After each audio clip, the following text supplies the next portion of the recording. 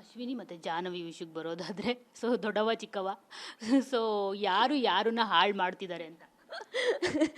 ದೊಡ್ಡವ ಚಿಕ್ಕಮ್ಮ ಅಂತ ಹೇಳಿದ್ರಿ. ಸಿ ನಾನು ಇವಾಗ ಏನಾದ್ರು ಇದ್ದಿದ್ರೆ ಆ ವಾರ ಬಕೆಟ್ ಲಿಸ್ಟ್ ಕೊಟ್ಬಿಡ್ತಾ ಇದ್ದೆ. ನೀವು ಬಕೆಟು ಚೊಂಬು ದೂರ ಆಗ್ತಾ ಇಲ್ವಲ್ಲ ಅಂತ ಹೇಳ್ಬಿಟ್ಟೆ ಕೊಟ್ಬಿಡ್ತಾ ಇದ್ದೆ. ಪಾಪ ಚೊಂಬೆ ಬೇಡ ಅಂತ ಹೋದ್ರೂ ನೀವು ಹೋಗೋ ಕಚ್ಕೋತಾ ಇದ್ದೀರಲ್ಲ ಅಂತ ಹೇಳಿ ಇಬ್ಬರು ಜೊಂಟಿಯಾಗೆ ಆಡ್ತಾ ಇದ್ದಾರೆ.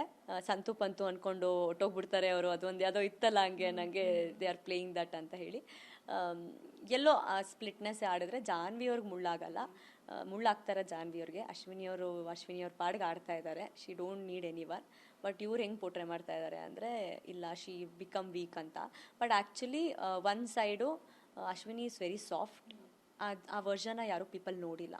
She is very soft hearted person as I know. ಆ ಸಾಫ್ಟ್ ಹಾರ್ಟೆಡ್ ಪರ್ಸನ್ ಬಂದಿದ್ದ ದಿನ ಆವಾಗ ಮತ್ತೆ ರಿಷಾ ಹೇಳಿದ್ ಕರೆಕ್ಟು ಅಂತ ಅನ್ಸ್ಬೋದೇನೋ ಜನಕ್ಕೆ, ಅಥವಾ ಯಾಕೆ ಅವ್ರು ಜಗಳ ಆಡಲಿಲ್ಲ ರಿಷಾ ಅಶ್ವಿನಿಯವ್ರ ಜೊತೆ ಅನಿಸುತ್ತೆ. ಮುಂದಿನ ದಿನಗಳಲ್ಲಿ ಬಂದಾಗ ಅದು ಚಾನ್ಸ್ ಸಿಕ್ಕಿಲ್ಲ ಇನ್ನು ಅಶ್ವಿನಿಯವ್ರದ್ದು ಆ ಮುಖ ನೋಡೋಕ್ಕೆ.